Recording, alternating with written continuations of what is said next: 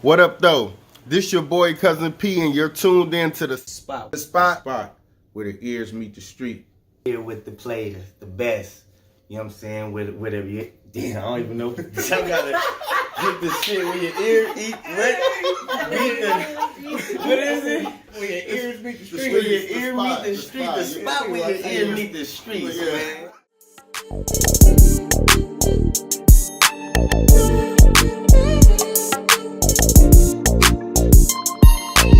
Hey y'all, it's your girl Alaska with The Spot, where the ears meet the streets. I'm here with a very special guest. Go ahead and introduce yourself. My name is Moyo. I'm a second P in the California, licensed in California. I've been a second P since 2019. 2019, well, welcome. Thank you. Thanks for having me. Thank you. Did you do a career switch in 2019? No. I was a RN, and then from RN I was RN, a psych RN for since 2014. Mm-hmm. Then I went to school in 2016 and became an RN, a psych NP.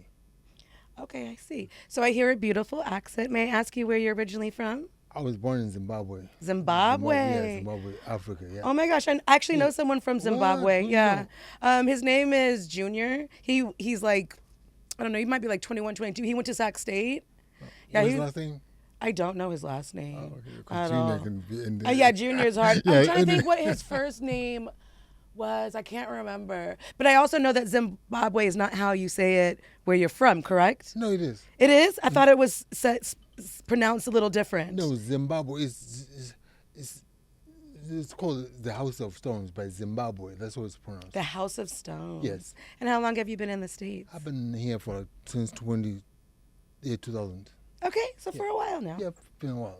Awesome. Well, let's get into it. You ready? Yeah, I'm ready. Perfect. We'll see. We'll find out. We'll find out. Yeah. It's not scary at all, I promise. Is that right?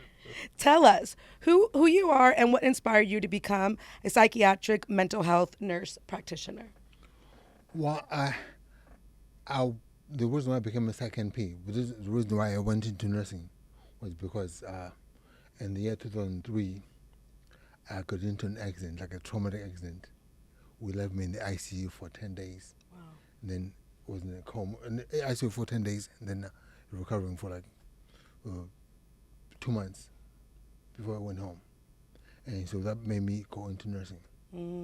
That experience. Yeah, that's experience. Yeah. And it's funny, the place where I got hit at, me and my homies called it the Spot. The Spot.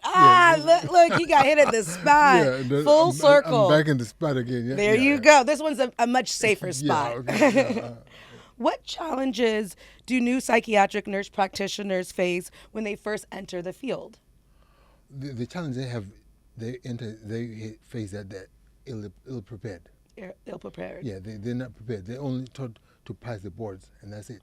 And there's so much more to it. There's so much more. Book smart and real world stuff is different, night and day. Night and day, yes. Yeah. So when they come to the field, they don't know what to do. It's a complete shock. Yeah. Mm-hmm. They can't even talk to some of them can't even talk to patients. Oh wow. Yeah. Oh wow. You mentioned helping other practitioners gain confidence. Why do so many new providers struggle with confidence early on in their career? Well, to struggle at first, it's almost like the first 6-7 months is expected. It's because something new. You've never done this before. Right. But after a while, you should be able to learn how to speak to folks. People struggle because they don't know how to, like I said, book smart and real world smart are two different things. Exactly. Yeah. Real world, yeah. Yeah, theory and practice are two different things. So NPs did not have so many hours like physicians do. Right. So you only have maybe maximum 800 hours of practice of clinicals. Then you throw into the rules. Wow. That's not a lot of hours for sure. No. You teach practitioners how to interview patients without sounding robotic. Yeah. What does that actually mean, and why is that so important? It's very important because you want people to talk to you. Right. You want people to talk to you, that's number one. So when they first come to see you, they are hyper alert. They just they just think that you're going to interview them. Whatever question you ask them, they just think the question are going to be interviewing, probing. Right. So what you do is just hit them with small talk. Talk about the weather, talk about small things. then they let their guard down. I see. When they let their guard down, then you can talk to them. But the interview shouldn't even shouldn't feel like an interview That makes because you want people to talk to you. Do you think there in the field there are a lot of practitioners that look like you, practitioners of color? No, not as much. Yeah, we need more. We need more like NPs, doctors, FMPs, counselor. We need because the space are a white space. Yes. Medicine is a white space. I think I've touched here and there on the podcast a little bit about like somewhat of my mental struggles and stuff like that. And I will say that the hardest thing for me is finding someone to talk to that I think could relate to me. I don't even know how to say this politically correct. A lot of people that I've spoken to were white women, and I just didn't feel they had the same life experiences. No, they don't, yeah. Or even, to be honest, like the same strength, and if they didn't have the same strength, I didn't think that they necessarily understood the pain that I come from either. Yes. If that makes sense. Representation matters because a white provider can be as caring as can be, Right. well-meaning, but they just don't relate. They can't relate. It's the They can't relate, relation yeah, that they yeah. just that is missed, and you can feel that. You know, can feel it, yeah. I've been talking to therapists. I mean, since I was in middle school. Yeah. And always having that thought. Of not being able to truly connect. And I'm glad that now in our community it's becoming more talked about, and there is more representation and stuff like that. Yeah, because that's why most of us don't seek help because there's no one out there that looks like us. Exactly. So what you gonna do? Just gonna stay home? Exactly. And just All they're gonna do is tell you, did you deep breathe? yeah. Did you? Do a box breath. Breathe in for 4, hold it for 4. Yeah. Yeah. Exactly. So people can understand you. Yes, exactly. What are some common communication mistakes new providers make when talking to patients? I think I already asked that, sorry. Many healthcare professionals experience anxiety when making clinical decisions. How does your training help practitioners overcome their anxiety? Because we're trying them with real world stuff. We're not gonna just give them more work like the school does. Right. We give them like, oh, if this happens, you do this. If that happens, do that. Yeah. Simple solutions. We're not gonna take them back to school because that's overwhelming. Right, exactly. They already have the book smarts. They already know what to do. But to put that into real world practice is different. That's connected to real world. Yep. Yeah. One of the biggest responsibilities in deciding whether medication is appropriate is one of your largest jobs. How do you help providers become more confident in prescribing medications? And that again, that also ties into being able to speak to people. Right. Being able to have people tell you how they feel. That's why I always tell providers, especially NPs, no scrubs. Don't wear scrubs. Because you're wearing scrubs, people already look at you like, because a lot of people have been inpatient before. Right. I see what you're A lot of saying. people have been inpatient before. Right. So they see you with scrubs, they just get triggered. Right. And then the anxiety is already starting, so we're already 10 steps back. And sometimes some people have been in the ER waiting for someone to show up for them. Exactly. In the ER, in the hospital, everyone's wearing scrubs. The nurses, the janitors, Right. Yeah. even the social workers too. Everyone's wearing scrubs. Right. So you're just putting them back into that. So you situation. put them back. Yeah. So scrubs impair patient rapport. Do you bring any of the African culture, African medicine in your practice? No. The only medicine I know is like FDA approved medication. I don't even know anything about herbs or supplements. Okay, so yeah. So because I remember one time as a kid that came to me, he was I prescribed medication for him, but he didn't want to take the medication. So I asked him, so what are you taking? And he said to me, ashwagandha. I had no idea. I was like, did you just make up a word in front of me? That was like maybe 4 years ago. Oh, yeah. Then I looked up, I'm like, it's a thing. It is. So it's a thing. So I didn't know. I only know medication only. I see. I don't know like supplements, vitamins. Do you think that there's room for both? Yeah, in it? there's room. Definitely, for sure. You also mention culturally competent care. Why is it so important in mental health treatment today? Because people have to know that you understand them. Right.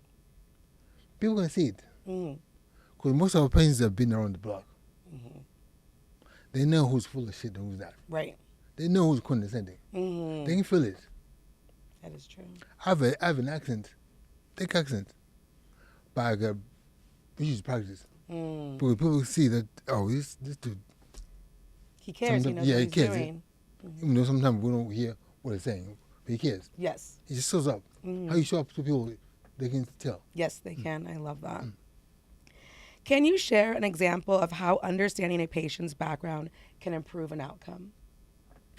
Because no, you have to meet people where they are, and they know what's going on at home. Because sometimes, like I got patients that are transgender or gay. At home, they're not accepted at all. Accept at all. So when they come to see me, I'm the only safe space. Or I got parents who are single mothers who got children that have special needs. There's no support.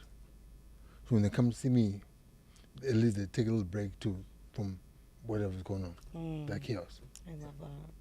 So it's good to meet people where they are. Where they are. What inspired you to create Better Days Consulting? To train NPs, because I do have NPs come to my office. I take about, the maximum I take is like three or four a semester. So that's like, if I take 4 a semester, that's like 16 a year. That's not enough. We need more people to be impacted, to go into the field. Yes, we do. And most people are going there like nervous, uncomfortable. So that's why I come in. So now with this podcast, even if the consulting, my reach is much bigger. Yes, you can reach more people. Reach more people. Instead, unlike just reading 4 people in my office a semester. That makes sense. We need more people, yeah. I love that. Changing the world. Who benefits the most from your training and consulting services? NPs, psych NPs, new graduates, and students. Some students are FNPs that want to go back to school to be a psych NP. And they're like, I don't do this for me. But and then some people of color too, because they see that someone else of color is doing it too. And, I mean, you started in a seasoned part of your life. It wasn't like it was right out of high school or something. So you can do it anytime in life. Yeah, you can do it. You can do it. I love that. I love that. How long was the schooling process? Well, with me, it was kind of, my journey is different because I went to community college first. Okay. But it took me 6 years to complete a 2-year degree. Okay. Because I just got off that's why I was injured. Oh, I see. I was recovering from this trauma I've had from the injury. Oh, yeah, from the accident. Yeah, but then afterwards, my RN was like 3 years. Then NP school was like 2.5 years. Okay. Yeah. So not too long. Not so long. It took you just a little bit longer because you were Yeah. dealing with life. Yeah. Exactly. What makes Better Days Consulting different from other educational resources available to psychiatric nurse practitioners? Because I teach them real stuff. I'm not like those guys you see online just say, hey, it's so many people that are in the cars, in fancy cars, like, buy my program. No. I'm in my office. I'll bring you to my office. Or we can do like Skype or something. But I'll teach you real world stuff. Real world Not book stuff, yeah. So real world stuff, that's what we do. And so do you see patients as well? Yeah, Okay, you do both. Better say psychiatric nursing is my brainchild. I've been doing that since 2021 independently. And Better Days Consulting is the my new baby. Your new baby? Yeah. How old is this baby? Almost a year old now. Almost a year. Because because I've got students come to my office, I teach from different schools. From Walden, Yale, Eastern Kentucky, they want to be preceptor. So I said, you know what, let me just do this. Because I've been thinking about doing this for a while. Let me reach out for a larger more audience. Yeah. Are you on other social media platforms or just YouTube? I do have Instagram for the Better Day, for the clinic. It's Better Days Psych. Okay. And for the consulting, it's Better Days Better Days 2026. 2026. Okay. No, Better Days 26. Yeah. Oh, perfect. Yeah. So you're building this YouTube channel that we were just talking about to share free educational content. Yes. What should viewers expect to learn there? They should expect to learn how to show up for patients. Okay. And the number one thing I preach is no scrubs. No scrubs, yeah. That's what's in the title too. No Yeah. scrub, no white coats. I don't want no scrubs. Yeah, no scrubs. Yeah. Can't take no love from me. Hanging on the Yeah, messenger. yeah. But yeah, No no scrubs. scrubs, yeah. I love that concept. Yeah, because once you scrubs, people freeze out. Right, yeah. You ask them something, cousin, they're like, okay. They just say, I'm okay. Because the thing is, if I tell him how I feel, he's going to lock me out. Right, exactly. He's going to call, he's going to make me detained. Mm-hmm. I've been in pain forever. Can't tell him Yeah. these secrets. I can't tell him, I can even say I'm feeling bad. Right. Because he might just say, oh, you dangerous to yourself, like depressed. So they just end up not sharing nothing with you. And if they're not sharing nothing with you, what are we doing? Exactly. We're just wasting time. Just wasting time. Yeah. Just being a filler. Yeah. What advice would you give somebody who wants to be in this profession, but they're afraid that they're going to carry all of this weight and all of this baggage home? How do you kind of separate these stories that you hear from these people and continue to fulfill yourself and not overpour into somebody else's cup? First of all, you have to tell yourself you can't save them all, Right. number one. Number two, you only have like an hour, a month, or hour two with them. That's the only time you have. So you don't burn yourself out. Do other things. Exactly. Go jogging, yoga, do whatever activities. But don't take work home. Because that's what happens a lot. People take their work home. Then they get burnt out. Then now they can't even work. Yeah. They're not conducive anymore. It's so big. What you said is that you can't save them all. You can't, yeah. You know, because nurse practitioners go into this field wanting to save the world. All of us you do. know, All of but us do. Yeah. knowing that you can't, but just trying. All of us do. But once you're out there, life will just F you up. Right. Sure. Yeah. I know that. I've seen cases where I've cried. Yeah. Many times I've cried with patients. Yeah. Like I didn't like Boo, cry, yeah. don't boo, but like they could see that tears in my eyes. But it's like some kids, moved it's all right. Yeah, you. yeah. Yeah. And to be honest, it probably felt warm to them that somebody really just saw them Yeah, and yeah. heard their story. And it wasn't something fake or phony, because people can tell. Right. Exactly. They can tell. Then they'll shut down. People can tell. So if you genuine curiosity is the thing. Be genuine. Show up as yourself. Show up as yourself. Don't show up as this other person. In scrubs or court. That's cosplay. That's cosplay. Right, yeah, Yeah. we don't want to do that. For the MPs and all the people that you are working with, do you notice an age range? Are they younger, middle age, older age, a little mix of them all, male, women? It's more women than men. And middle age. And some of them are, because to be an NP, you have to go to RN school first. RN schools are about 4 years. Okay. Some go, I recommend for people to go have psych experience, maybe a year or so, working in patient. Right. Okay, but you can do it which way. But I recommend people go and work in psych first. That makes sense. Yeah, Yeah. because then you know if you really want. If you want to do it yeah. or not.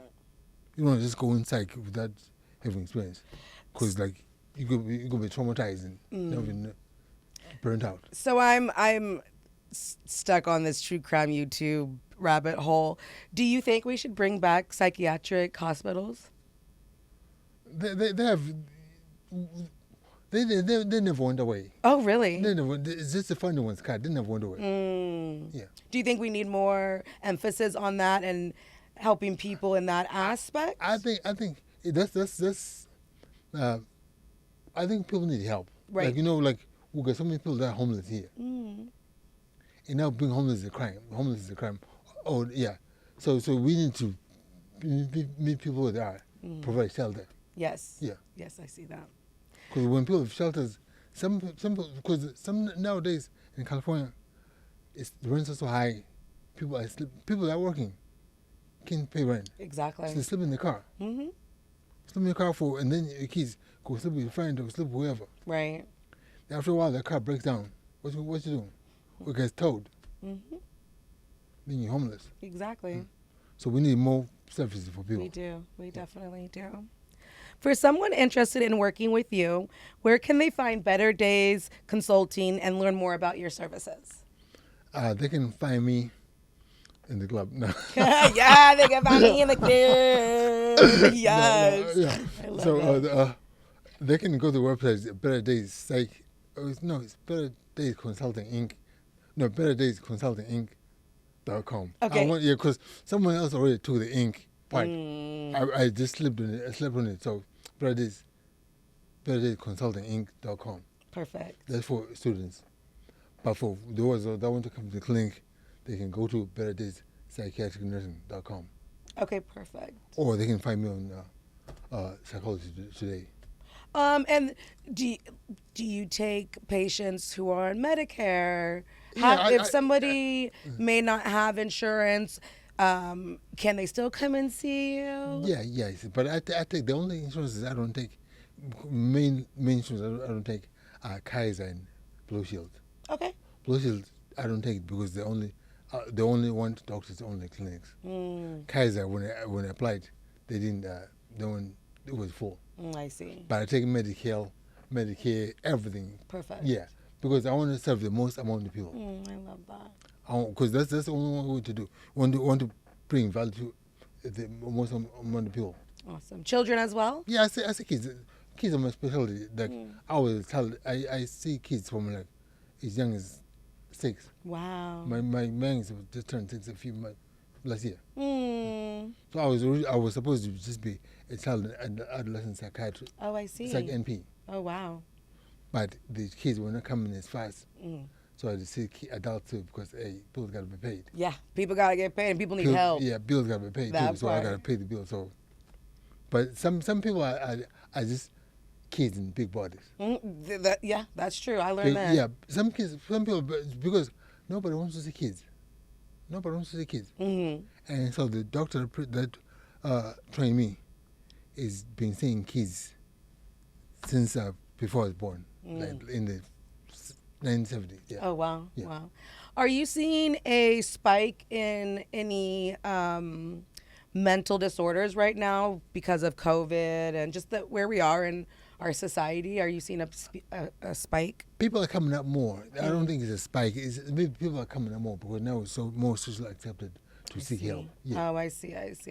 Love that. Because people didn't. Nowadays, someone's trying to have a therapist. Oh, yeah. Yeah, I have my therapist on speed dial, okay?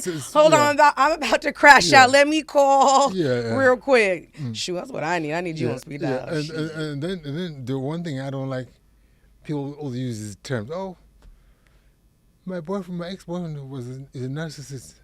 Oh, Like, yeah. come on, oh, so-and-so is bipolar. Or borderline. What? Yeah, don't diagnose it's a people. criteria to these things, okay? What about, how do you feel about ChatGPT?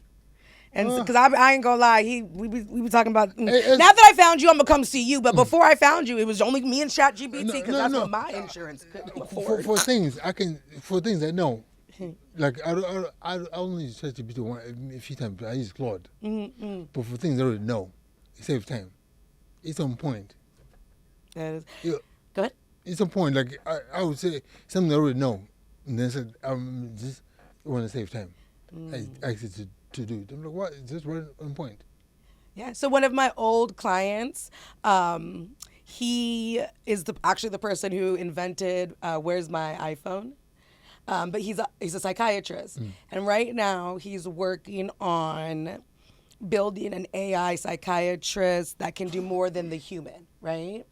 And I don't even know how I mean, I got my own thoughts with AI and stuff, but his understanding is that humans have flaws, right? Yeah, of course, yeah. So he's building this AI so that if this person is in a critical episode, that they can go to that entity, and that entity can give them exactly what they need in that time.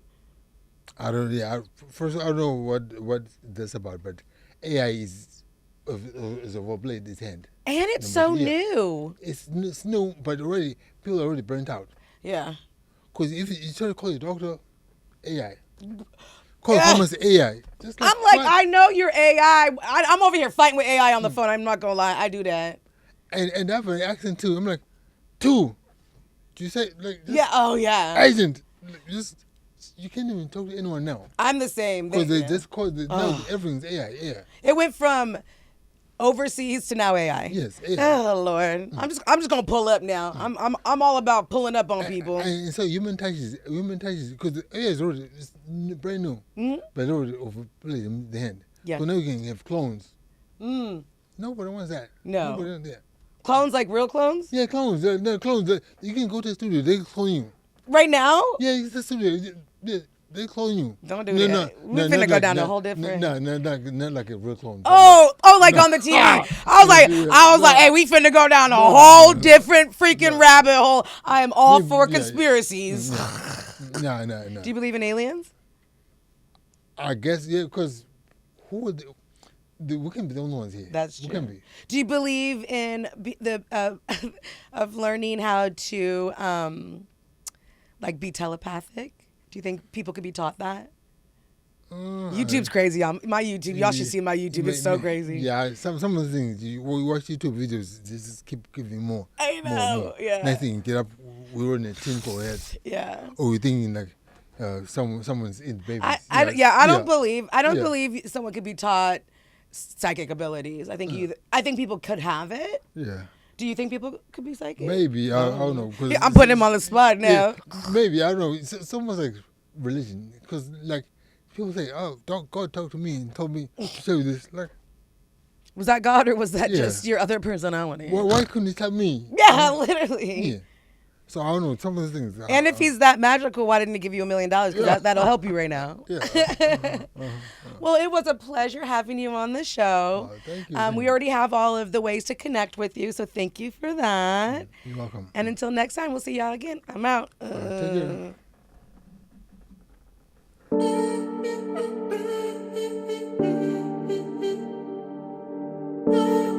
This brother from Detroit.